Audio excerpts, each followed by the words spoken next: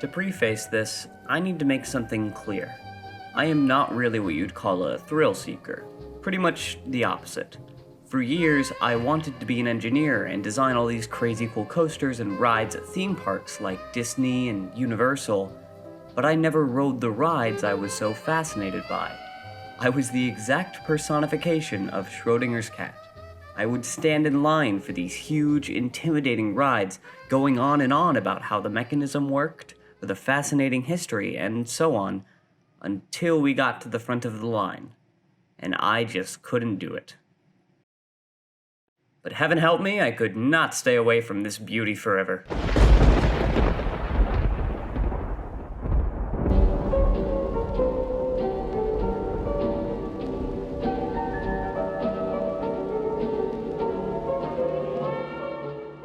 Florida, 1994.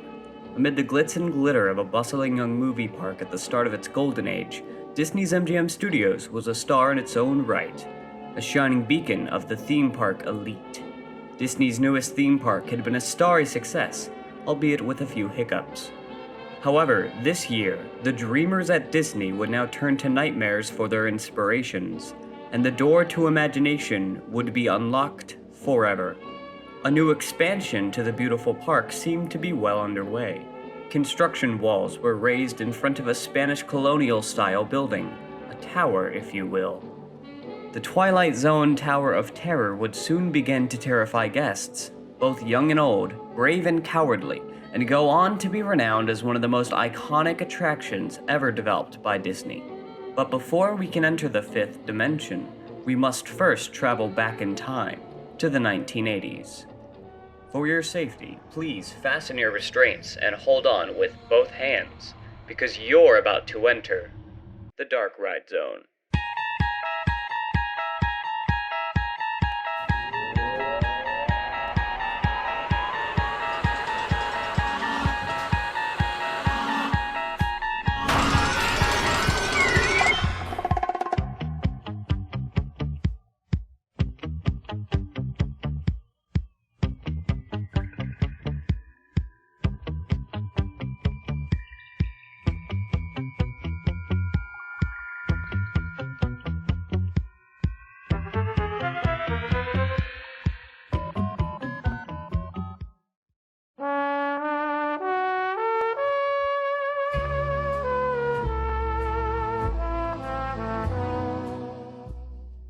Before the concept of the Drop Tower through the Twilight Zone came to be, Disney's Imagineers had already drawn up plans for a brand new attraction elsewhere. And I already know what you're thinking, and no, it wasn't for Journey into Imagination with Figment. I don't think anyone really planned for that ride. It just opened. Rather, it was for a ride at Disneyland Paris Resort, subsequently named Geyser Mountain. Now, what was Geyser Mountain? Oh, I thought it was going to be a carousel. No, but seriously, this ride was going to be a drop tower. Drop towers are where guests are lifted up a large tower and then drop down it. A lot of different drop towers have been developed, and some even changed this concept, such as Haunted Mine Drop at Glenwood Caverns, which drops you immediately, or Dr. Doom's Fearfall, which instead launches you up the tower to then slowly bring you down to land. However, unlike other drop towers, Disney would instead put a spin on the entire concept, and design the kind of stuff I see in my nightmares, a roller coaster drop tower hybrid ride, where the attraction would be a normal roller coaster until entering a drop tower segment. Plus, it was gonna be all Frontierland themed and feature geysers, and it was gonna be bonkers. That is, until plans were canceled, and the concept was inevitably scrapped. Eventually, the idea was revived for Disney's MGM Studios, a Hollywood-style theme park in the luxurious Walt Disney World Resort. The park had opened 5 years ago back in 1989, and with dwindling attendance, the company wanted to expand the park to make it a full-day experience. Most guests left around lunchtime, since there wasn't much to do to take up an entire day, but the Imagineers were determined to create something so memorable and iconic, and preferably with a queue line of over 3 hours, to ensure that guests just had to stay an entire day to ride everything. The drop tower concept originally developed for Geyser Mountain was borrowed, albeit this time with a different theme, and the removal of the roller coaster elements. The ride was planned to be the crown jewel of a brand new expansion to the park, Sunset Boulevard, which as a whole was rapidly progressing to be the next big thing for MGM Studios. Imagineering would turn to a different inspiration for their newest drop tower style e-ticket, however. Horror. The concept of a drop tower in an elevator shaft was quickly dreamed up, but the story and branding itself took quite a while to formulate. A variety of concepts for a horror-inspired story took shape before being scrapped, from a plot based around Stephen King's classic horror stories to a traditional murder mystery, and even a design that would have been narrated by Mel Brooks, everyone's favorite creator of Young Frankenstein and, more importantly, Robin Hood Men in Tights. None of those concepts progressed very far, however. For some reason, these ideas just wouldn't blend. Then, one day, an Imagineer went home, turned on Disney Plus, and made a startling realization. We could theme it after Guardians of the Galaxy! We could theme it after The Twilight Zone! Yes, The Twilight Zone, one of the most iconic television shows ever made. The 1960s anthology series made by Rod Serling had thrilling, suspenseful, and unsettling stories with supernatural twists and stunning morals. The original show was a hit for its stories, characters, and of course, for that classic intro music.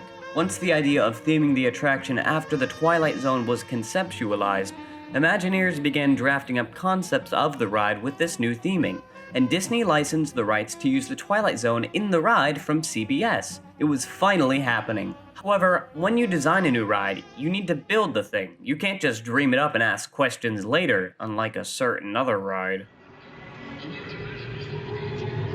An entirely new drop tower ride system needed to be built in order for the ride to fit in this hotel exterior, have a decent capacity, and to allow for computer-controlled drops. Otis Elevator Company, well known for creating the world's first safety elevator, aka an elevator that was safe, were contracted on to create the ride system so it could be, safe.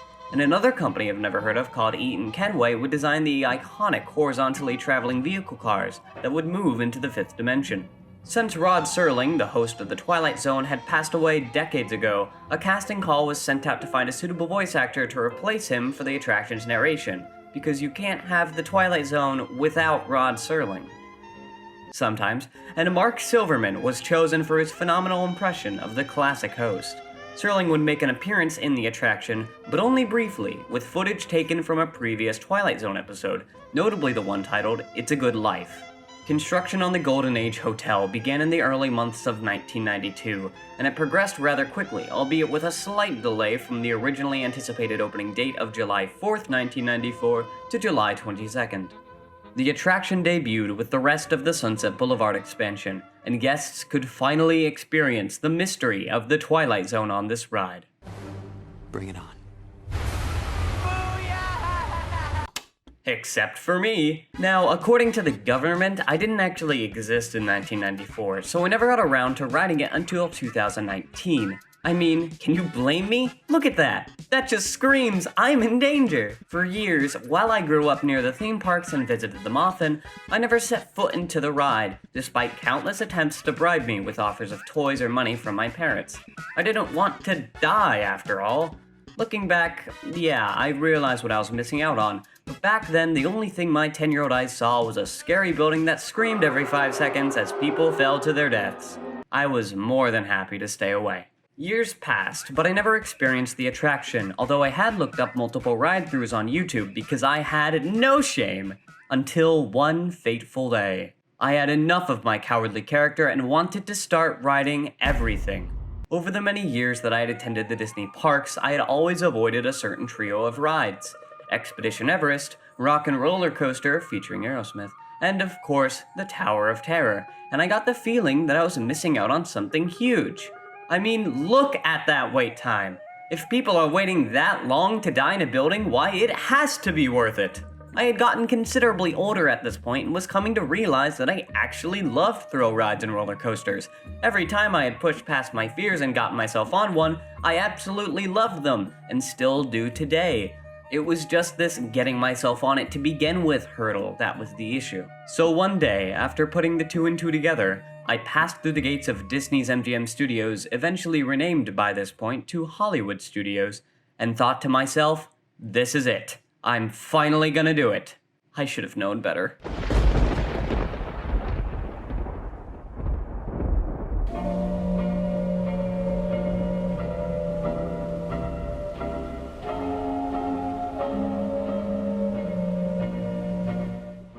We enter the far-gone year of 1939 by beginning our stroll down Sunset Boulevard, all while this ominous structure looms in the distance. The bent, broken neon lights and screams echoing from the end of the street foreshadow the horror that you're about to experience. As you walk near the odd stone architecture, it becomes clear that whatever you are walking into has been here for decades and has been left abandoned, in clear need of some touch-ups. Walking around the bent corner, you see it. The main gates. The Hollywood Tower Hotel entrance, except some odd force or power has obtained control over it. The signs on the gates and the atmosphere of the entire area echoes, "Get out," in a way without using any words, or at least not that many words. The dark tragedy and danger of the inside isn't explicitly warned to you, but rather implied by the condemned signage on the walls and the warnings on the gates. Clearly, entering here is not a good idea, but I mean, what else are you gonna do here? Go to the Honey, I Shrunk the Kids playground for the 5th time? I thought not. Walking past the gates, sounds of an elusive era began echoing to you. This is one of the best instances of world building that Imagineering has ever done. The music provides some of the most subtle yet effective aspects of immersion. When done right, it can transport you to a different era of time entirely, to a different world, or it can just build suspense for what's to come. Imagineering knocked it out of the park here by making you feel all three aspects at once, being warped back to 1939, going into the Twilight Zone, as well as preparing you for the horror you're about to experience.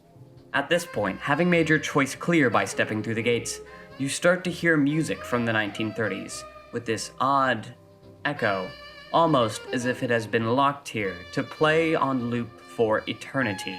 Probably because it has been. This theme of being transported back in time becomes more evident once you pass through a set of doors and enter the luxurious Hollywood Tower Hotel lobby. It's clear this place was abandoned in a hurry, but for what reason we don't entirely know yet.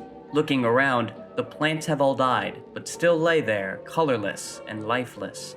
Luggage is strewn about, toys left abandoned on the furniture. A mahjong game in progress has been left to collect dust for years.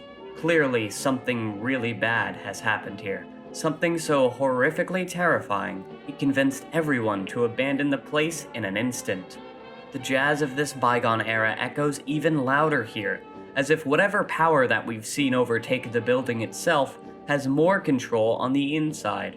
It's at this point that you start to experience this uneasy sensation, as if you've made a serious mistake entering this place, but you press on anyway. Eventually, you reach a calm library with antiques littering the walls and books aplenty, but seemingly with no other way to go for now. You're just quietly chatting with others, wondering what's going to happen next, likely talking about how nice it is to have AC again, since for some reason Florida's climate is always hot and agonizing. You unlock this door with the key of imagination. Beyond it is another dimension. A dimension of sound. A dimension of sight. A dimension of mind. You're moving into a land of both shadow and substance, of things and ideas. You've just crossed over into the Twilight Zone.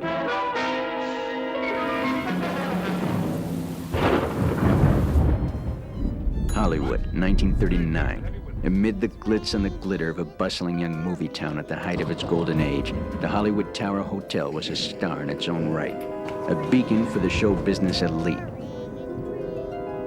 Now, something is about to happen that will change all that.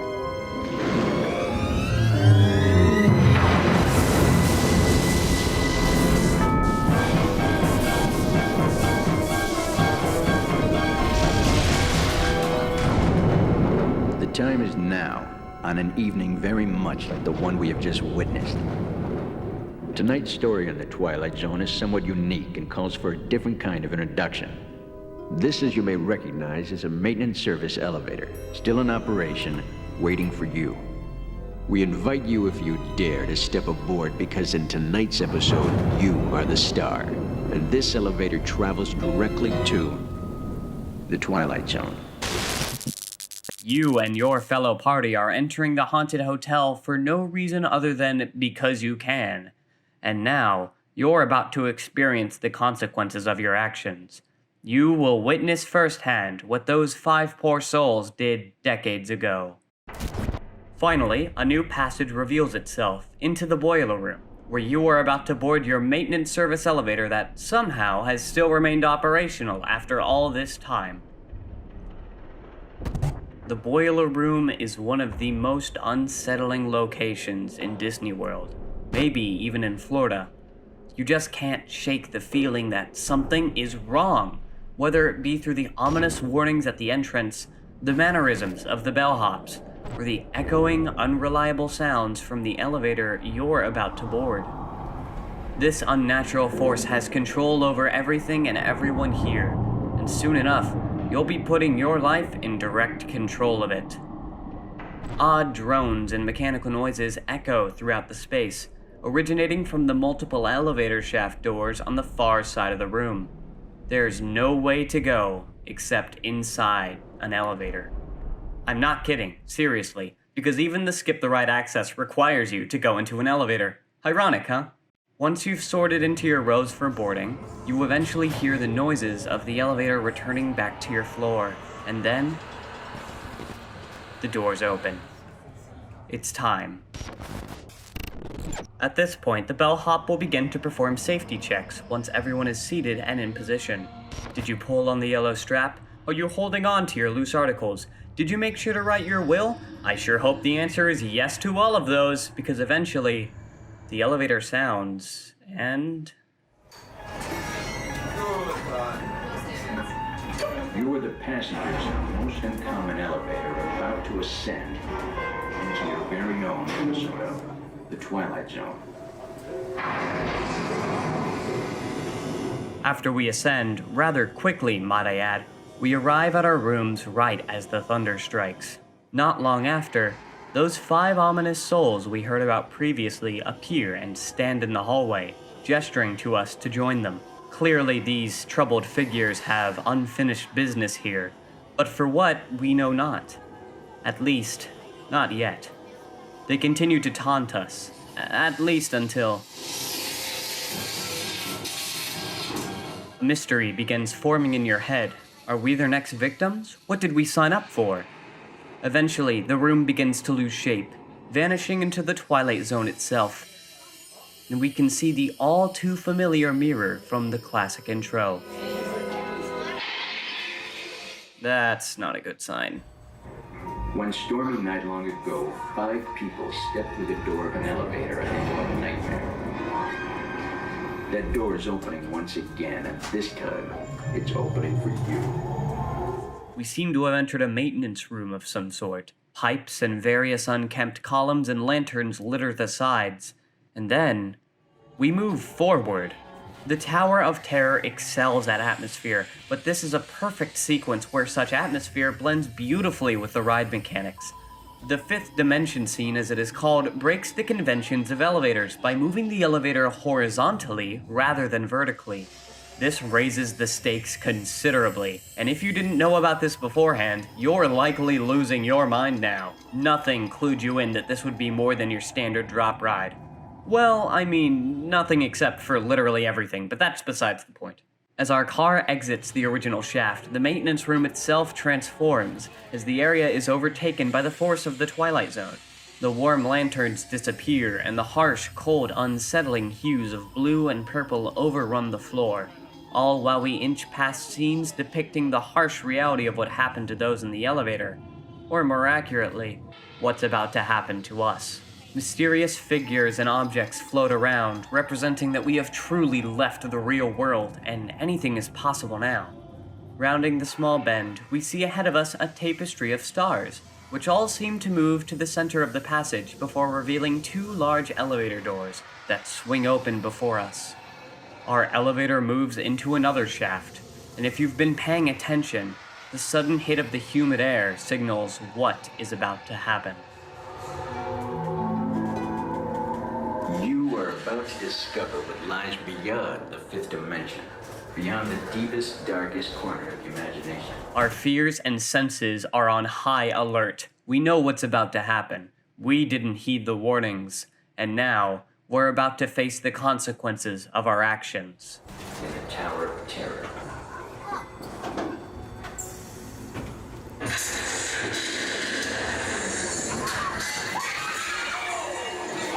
Before you know it, you're thrust directly upwards and begin the iconic freefall sequence. It could drop you from the top, pretend to drop you, launch you up and stop quickly, or just throw you up in the air because it feels like it.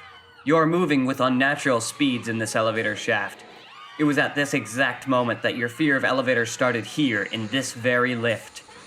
You're screaming before you know it, and thrown up and down constantly. You've surrendered yourself to the tower after all, and it'll do everything in its power to take you down with it, alongside those other 5 souls from 1939. If you're not gripping the handles with your entire force, then you've either got a ton of courage or just have a death wish. Oh, and if you've never screamed on a theme park ride before, I'm so sorry to break the news to you.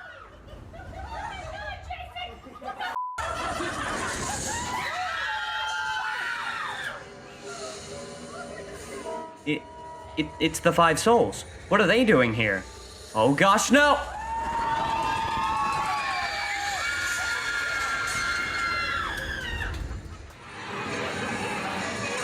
All right, I think it's over. We see the familiar visuals of everything we've just witnessed leaving us behind. We're finally on our way out of that nightmare. We've finally woken up.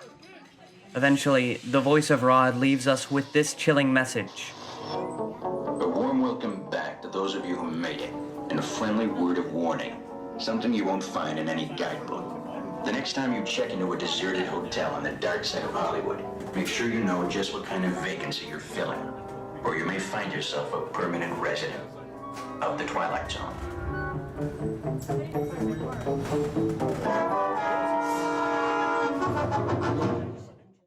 We survived.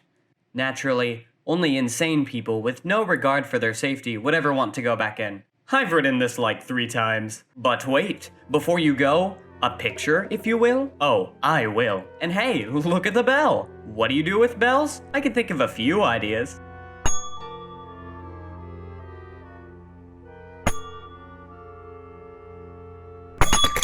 Once we maneuver our way through the tourist trap gift shop that is somehow still open since 1939, we're let out by the bottom of the tower, finally having escaped, and oh look, they have flags! So that was the tower. Boy, wasn't it thrilling? Don't you just want to go again and ignore literally every warning that Rod Serling just said to us? Well, unless you have a fast pass, I don't know what to tell you, other than how the tower opened in California. What? 2 terror towers? I know what you're saying. That's impossible! I thought so too.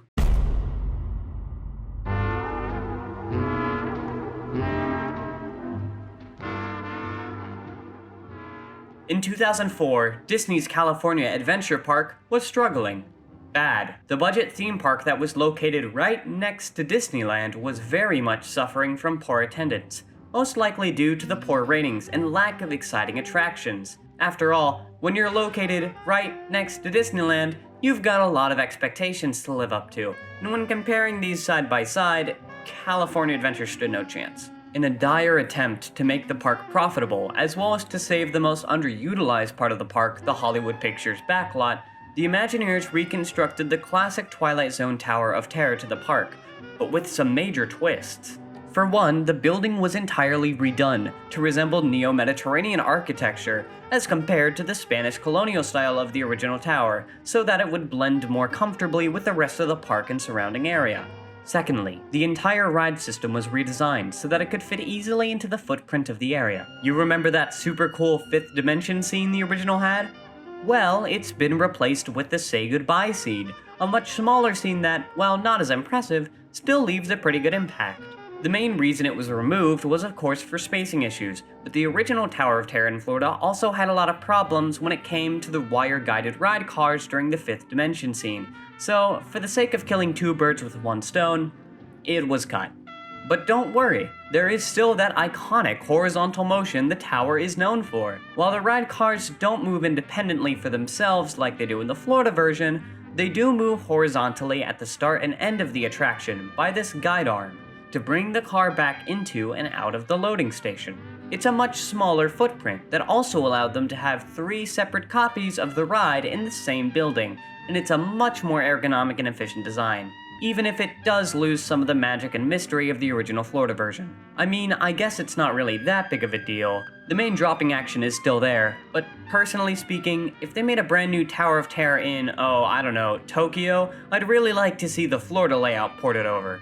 Oh, and last but not least, it was located right next to Disneyland. We've got ourselves a winner here. Right next to Disneyland. Exactly, located right next to Disney. This version of the tower, adapted to Disney's California Adventure, did phenomenally well in attempting to restore some of the attendance numbers at the park, and eventually led to the park's return to profitability. In fact, it worked so well that it would then be cloned another time over at Disney Studios Park at the Disney Paris Resort, and it saw similar success. It's weird how the Tower of Terror was Disney's go-to ride to build whenever they had a struggling park. It's almost like guests didn't care about a park until they saw they could get nightmares from one of the rides. Both versions of the ride would continue to terrify and thrill guests for years. That is, until that fateful day.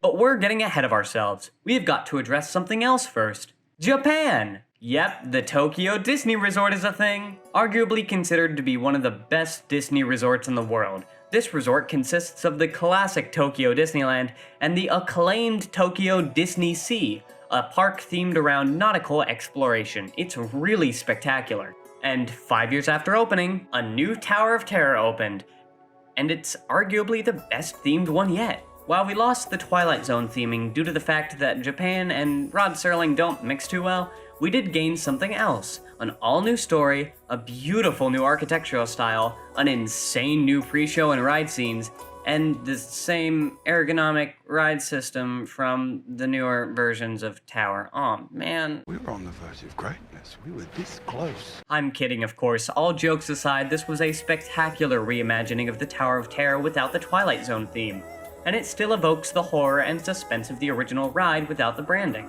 It's a worthy and phenomenal version of the attraction, even if I prefer the original ride system in Florida to the newer ones in California, Paris, and Tokyo.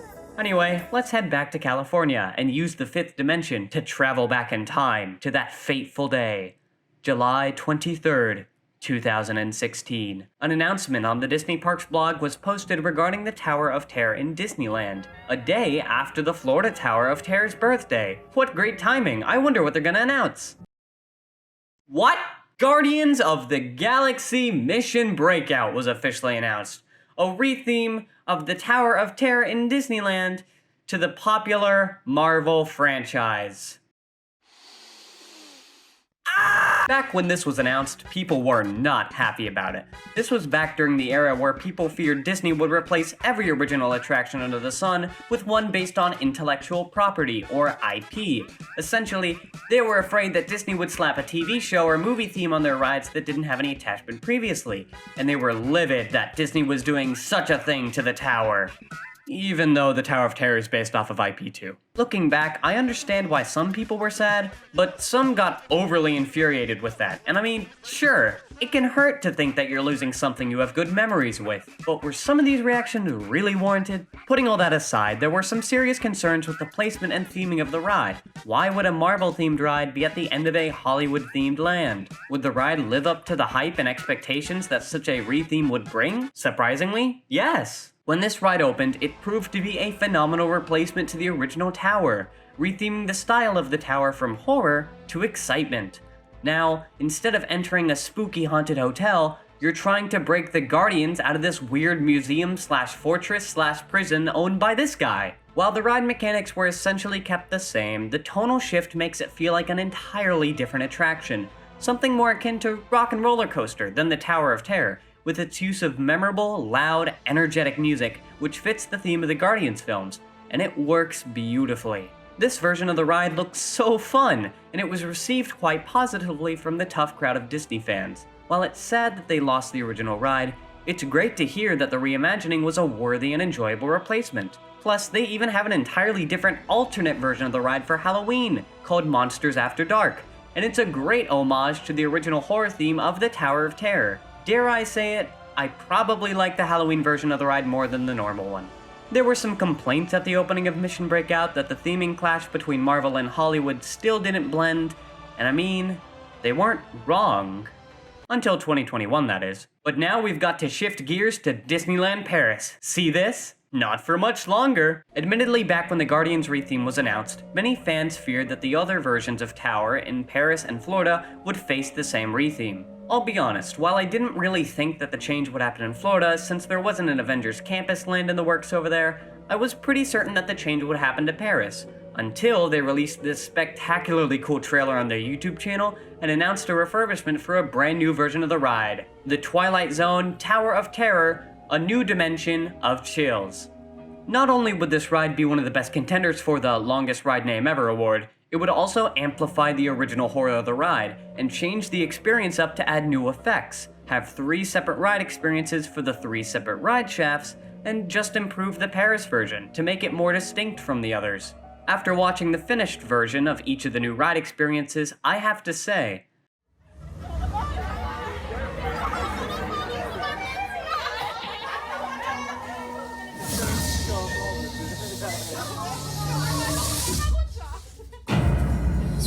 they made this ride even more terrifying. I didn't think that the tower could get more unsettling, but here we are. The little girl from the pre-show is now a main character, and there are 3 separate ride sequences with different horrifying effects like the shaft creatures, the malevolent machine, and the 5th dimension.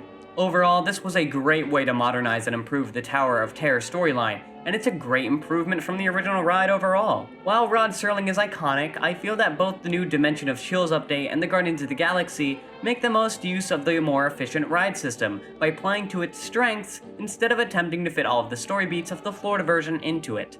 It's honestly really impressive to see, and now all 4 of these rides are each very distinct from each other, and are all phenomenal. Plus, there's a movie! Because heaven forbid Disney have a successful ride and not attempt to create a film franchise from it. It's probably time to refocus back on the Florida version here. While the future of the Tower of Terror in Florida seems to be nowhere near as crazy as what happened to the other versions across the globe, maybe that's for the best.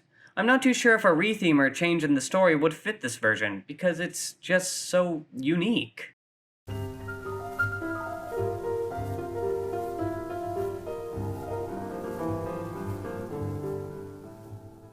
There's truly nothing like the Tower of Terror. It's a drop ride that flips the script, traveling in more directions than just up and down, terrifies its main audience through the use of suspense, and magnifies its thrill through its horror. This is uncommon for Disney, which is likely why it's so refreshing.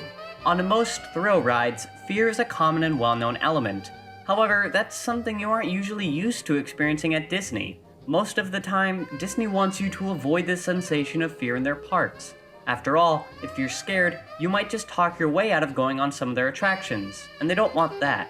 Then you wouldn't get to walk through the gift shop, nor rave about how amazing their attractions are. So then, why would they create a ride with such suspenseful theming like this? Just look at a ride like Rock and Roller Coaster right next door.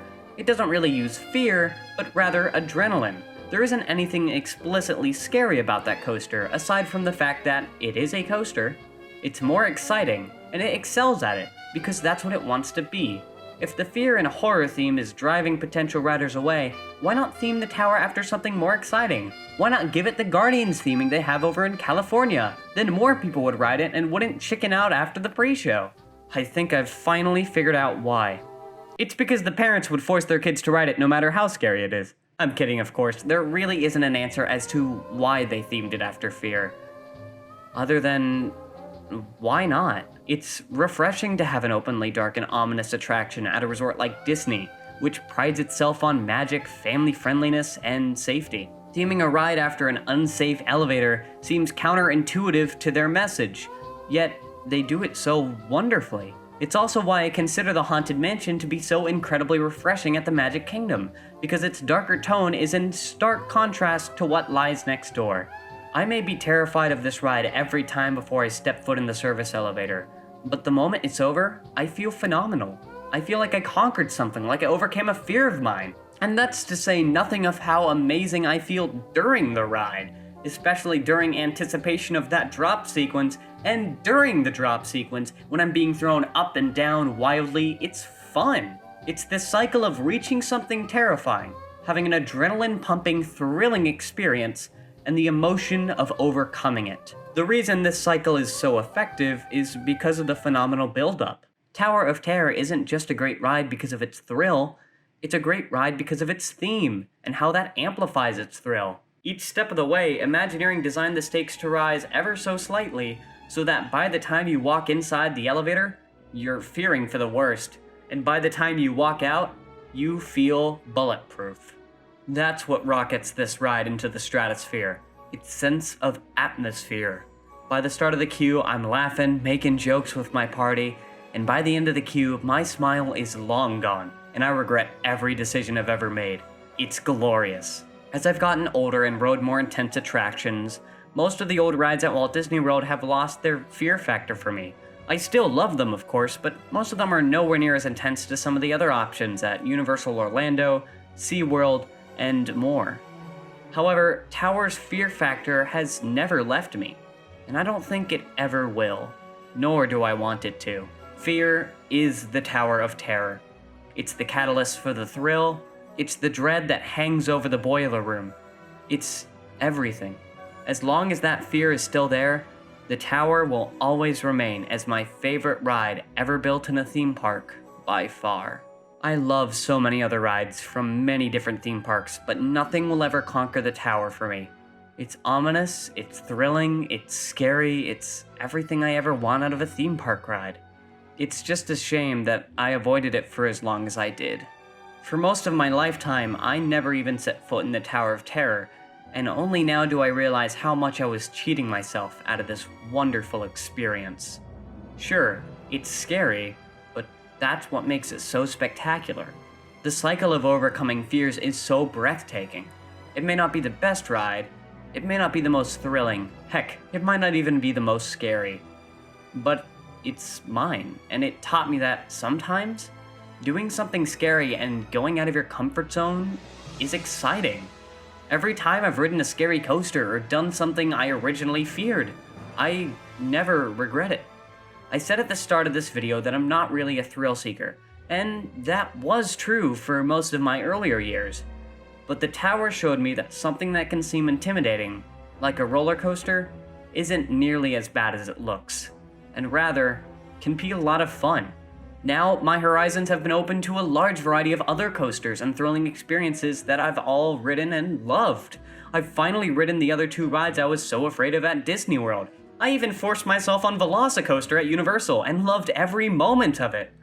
Whenever I get the chance to ride something that may be scarier, more intense, or even darker, I do admittedly still get nervous, as I feel most people do. And then I remember the Tower. I remember how much I feared it, and then how much I loved it. The Tower taught me a valuable lesson. I never regret going on rides and roller coasters now, no matter how scary they seem. Scary, thrilling, and exciting experiences, both in theme parks and sometimes in life, are nearly always worth it. And I have the Twilight Zone Tower of Terror to thank for teaching me that. Well, after all this thought and discussion on quite possibly the best theme park ride ever created, it's made me really think about this place and where exactly I am. I may have forgotten to mention that the whole time I've been giving this monologue to you, I've been stuck in this weird, starry void. I originally surmised I was stuck in the Twilight Zone. After all, space, weird doors, odd floating objects and eyes, I thought it all added up. But it turns out I was reading this sign wrong, and it actually said I was in the final scene of Journey into Imagination with Figment. Well, that explains why it's all deserted. And also why that music won't stop. It won't stop! Get out of my head!